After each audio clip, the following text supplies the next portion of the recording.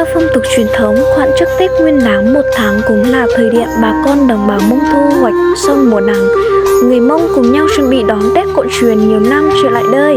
Ngày Tết của người Mông đã có nhiều thay đổi để hòa chung Tết Nguyên đán của đa số các dân tộc Việt Nam, đặc biệt nhiều người trẻ của cộng đồng người Mông giờ đây đang ngày càng yêu mến giữ gìn nhiều phong tục độc đáo trong ngày các Tết tổ tiên. Dọn dẹp nhà cửa, giá bánh dài, thịt rượu cúng tổ tiên, món bánh chưng còn không quan trọng lắm cho ngày lễ Tết. Nhưng với người Mông 3 món không thể thiếu là thịt, rượu, ngô và bánh ngô. Trong ngày Tết nhất thiết mỗi nhà phải có một mâm bánh dài được làm từ những hạt gạo, nếp nương do chính tay người Mông vun trồng, gạo nếp ngon được đổ chính thành xôi.